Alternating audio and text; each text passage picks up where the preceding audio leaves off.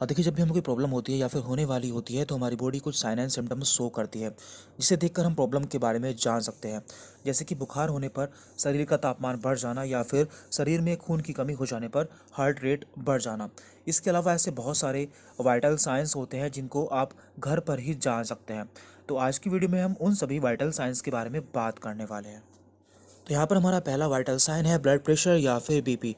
इसे एक यंत्र की सहायता से मापा जाता है जिसे कि हम स्पिग्नोमैनोमीटर कहते हैं, जो कि दो तरह का मिल जाता है। एक होता है मरकरी वाला और एक होता है डिजिटल। मरकरी से मापने के लिए एक्सपीरियंस की ज़रूरत होती है क्योंकि इसमें स्टेथोस्कोप की भी ज़रूरत होती है, जबकि डिजिटल से आप आसानी से घर पर ही किसी का भी ब्लड प्रेशर माप सकते हैं।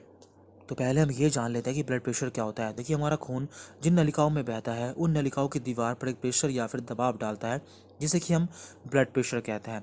यह ब्लड प्रेशर दो तरह का होता है, एक होता है सिस्टोलिक और एक होता है डायस्टोलिक। सिस्टोलिक को हम ऊपर का प्रेशर भी कहते हैं, जिसकी नॉर्मल वैल्यू 120 होती है, जबकि डायस्टोलिक ब्लड प्रेशर की नॉर्मल वैल्यू 80 होती है। तो यहाँ पे हमने एक चार्ट लिया है जिसकी मदद से हम ब्लड प्रेशर को समझने की कोशिश करेंगे।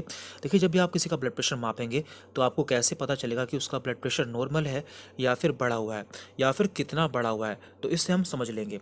देखिए, यहाँ पे हमने दिया हुआ है, यहाँ पे लिखा है ब्लड प्रेशर कैटेगरी। इसके बाद यहाँ पर है सिस्टोलिक ब्लड प्रेशर यानी कि ऊपर का ब्लड प्रेशर। देन लास्ट में यहाँ पर है डायस्टोलिक ब्लड प्रेशर यानी कि नीचे का ब्लड प्रेशर।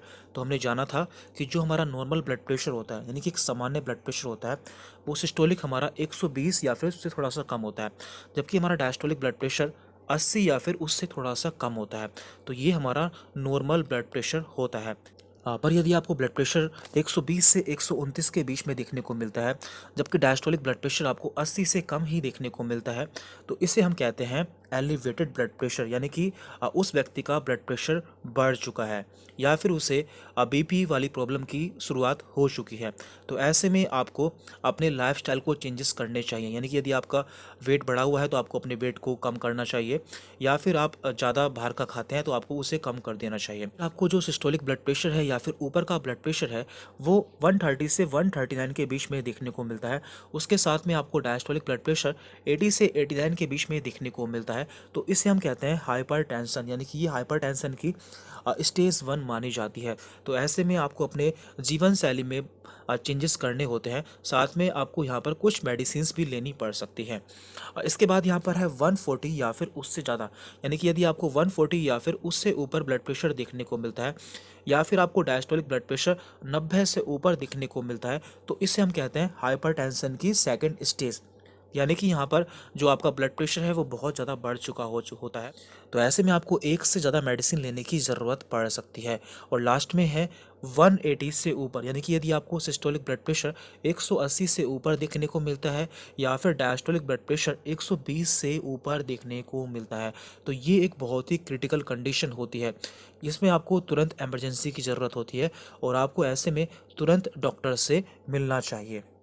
अब यहाँ पर हम दूसरे वाइटल साइन के बारे में बात कर लेते हैं, जो कि है बॉडी टेम्परेचर या फिर शरीर का तापमान। तो पहले हम जान लेते हैं कि बुखार क्या होता है। देखिए, जब भी हमारे बॉडी का टेम्परेचर बढ़ जाता है यानी कि सामान्य से ज़्यादा हो जाता है तो हम उसे बुखार कहते हैं। तो आप सभी जानते होंगे कि नॉर्मली हमारी बॉडी का टेम्परेचर 98.6 होता है, यानी कि 98.6 फ़ारेनहाइट होता है जब हमें बुखार नहीं होता है।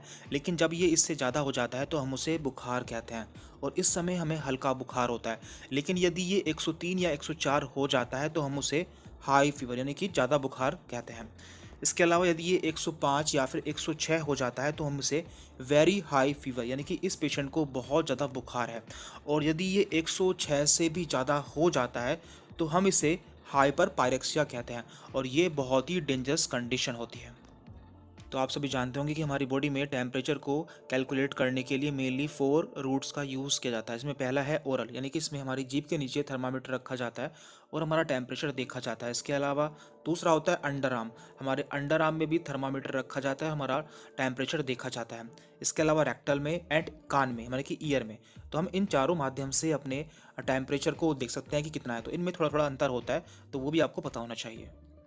तो अब हम जान लेते हैं कि बुखार आने के क्या क्या कारण होते हैं। तो पहले हम यहाँ पर ट्रॉपिकल फीवर्स के बारे में बात कर रहे हैं। इसके बाद हम जानेंगे कि इंडिया में बुखार आने के क्या क्या मुख्य कारण होते हैं। तो देखिए, यहाँ पर dengue, malaria, pneumonia, typhoid, meningitis, sepsis या फिर टाइफस। तो ये सभी मेन कारण होते हैं। अब हम बात कर लेते हैं कि इंडिया में मेनली बुखार किस वजह से आता है। तो देखिए, हमारे इंडिया में बुखार आने के मुख्य 3 रीज़न होते हैं। पहला डेंगू, दूसरा मलेरिया और तीसरा टाइफाइड। तो यदि किसी को बुखार आता है तो या तो उसे डेंगू होगा या मलेरिया होगा या फिर टाइफाइड होगा। अब आप इसमें कोविड को भी ऐड कर सकते हैं, क्योंकि कोविड को भी इस साल से इसमें ऐड कर दिया गया है। लेकिन कोविड कोई ज़रूरी नहीं कि आपको कोविड हो, आपको कोविड के अलावा डेंगू, मलेरिया एंड टाइफाइड भी हो सकता है। अब हम तीसरे इंपॉर्टेंट वाइटल साइन के बारे में बात करने वाले हैं, जो कि है पल्स या फिर हार्ट रेट। आप सभी जानते हैं कि हमारा हार्ट लगातार बीट करता रहता है, जैसे कि हम हार्ट बीट कहते हैं। और हमारा हार्ट 1 मिनट में जितनी बार बीट करता है उसे हम हार्ट रेट कहते हैं। इस हार्ट रेट को हम अपनी आर्टरीज में भी फील कर सकते हैं। हमारी बॉडी में कुछ ऐसी आर्टरीज पाई जाती है जहाँ पर हम अपने हार्ट रेट को देख सकते हैं, और वहाँ पे इसे हम पल्स रेट कहते हैं, जिससे हम जान सकते हैं कि हमारा हार्ट रेट बढ़ा हुआ या फिर कम तो नहीं है। अब हम जान लेते हैं कि किस तरह से आप अपनी पल्स रेट को जान सकते हैं कि आपका पल्स रेट कितना है। इसके लिए कॉमनली हम रेडियल आर्टरी का यूज़ करते हैं, जो कि हमारे हाथ में पाई जाती है, हमारे अंगूठे वाली साइड में। यहाँ पर आपको अपनी 2 फिंगर रखनी है और अपनी पल्स को फील करना है। आपको यहाँ पर 30 सेकंड तक काउंट करना है कि यहाँ पर कितनी बार बीटिंग होती है। देन आपको उसे 2 से मल्टीप्लाई कर देना है। तो इस तरह से आप देख पाएंगे कि आपका 1 मिनट में कितनी बार यहाँ पर आपको पल्स फील होती है। तो वही आपका पल्स रेट होता है। अब हम बात कर लेते हैं कि पल्स रेट की नॉर्मल वैल्यू कितनी होती है, यानी कि जब आप उसे 1 मिनट में कैलकुलेट करते हैं तो उसकी वैल्यू कितनी आनी चाहिए। तो यदि हम बात करें अडल्ट्स में, यानी कि नॉर्मल इंसान में, तो इसकी वैल्यू 60 से 100 बीट प्रति मिनट आनी चाहिए। जबकि बच्चों में इसकी वैल्यू 70 से 150 बीट प्रति मिनट होती है। जबकि इन्फांट्स यानी कि नवजातों में इसकी वैल्यू 100 से 160 बीट प्रति मिनट होती है। तो ये इसकी नॉर्मल वैल्यू होती है। तो हमने देखा था कि हमारे पल्स रेट या फिर हार्ट रेट की नॉर्मल वैल्यू 60 से 100 प्रति मिनट होती है, जो कि एक नॉर्मल वैल्यू है। यदि ये 60 से कम हो जाती है तो हम इसे ब्रेडिकार्डिया कहते हैं। मीन्स हमारा पल्स रेट या फिर हमारा हार्ट रेट कम हो चुका है। यदि ये 100 से ऊपर हो जाती है तो इसे हम टेकीकार्डिया कहते हैं। मीन्स हमारा हार्ट रेट या फिर हमारा पल्स रेट बढ़ चुका है। तो ये किस किस कंडीशन में होता है वो भी हम जान लेते हैं। तो सबसे पहले हम बात कर रहे हैं टेकीकार्डिया, यानी कि जो हमारा पल्स रेट होता है या फिर हमारा हार्ट रेट होता है वो कब बढ़ जाता है या फिर 100 से ऊपर कब हो जाता है। तो देखिए, कुछ ऐसी कंडीशन होती है जबकि हमें कोई बीमारी नहीं होती तब भी हमारा पल्स रेट बढ़ जाता है। तो ऐसी कंडीशन कौन कौन सी हैं? यदि हम एक्सरसाइज कर लेते हैं तो हमारा पल्स रेट हमें बढ़ा हुआ मिलता है। यदि किसी को दर्द होता है यानी कि पेन होता है तब भी उसका पल्स रेट उसे बढ़ा हुआ देखने को मिलता है। स्ट्रेस की कंडीशन में, बुखार होने पर हमारा पल्स रेट बढ़ जाता है। और स्ट्रॉन्ग इमोशन, यानी कि यदि किसी को बहुत गुस्सा आता है या फिर उसे बहुत दुख होता है तब भी हमारा पल्स रेट बढ़ जाता है। अब हम जान लेते हैं कि ऐसी कौन सी कार्डियक कंडीशन होती है जब हमारा पल्स रेट बढ़ा हुआ मिलता है। तो यदि किसी का हार्ट फेल हो जाता है तो उसका पल्स रेट बढ़ा हुआ देखने को मिलता है। कुछ ऐसी मेडिसिन है जिन्हें लेने से हमारा पल्स रेट बढ़ जाता है, वो है एपिनेफ्रिन एंड एट्रोपिन। इसके अलावा कुछ ऐसे सब्सटेंस होते हैं जिन्हें लेने से हमारा पल्स रेट बढ़ जाता है, जैसे कि कैफीन यानी कि कॉफ़ी, निकोटीन एंड कोकीन। तो इन्हें लेने से हमारा पल्स रेट हमें बढ़ा हुआ दिखाई देता है। और कुछ ऐसी बीमारियां होती हैं जिसमें हमारा पल्स रेट बढ़ जाता है, जैसे कि एनीमिया यानी कि खून की कमी हो जाना। जब हमारी बॉडी में खून की कमी हो जाती है तो हमारा पल्स रेट बढ़ा हुआ मिलता है।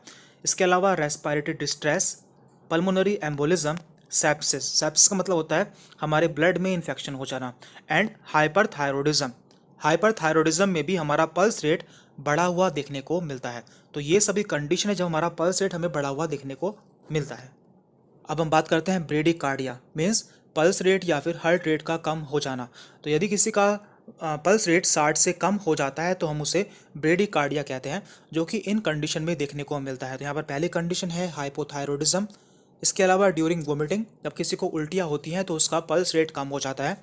और वैसोवेगल सिनकोप के समय भी हमारा पल्स रेट कम हो जाता है। इंक्रीज इंट्राक्रेनियल प्रेशर, जब हमारे ब्रेन का क्रेनियल प्रेशर इंक्रीज हो जाता है तब भी हमारा पल्स रेट कम हो जाता है।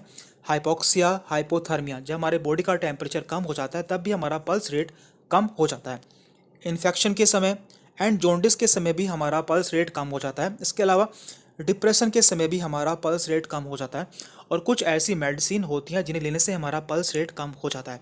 तो ये सभी कंडीशन है जब हमें ब्रेडिकार्डिया हो जाता है।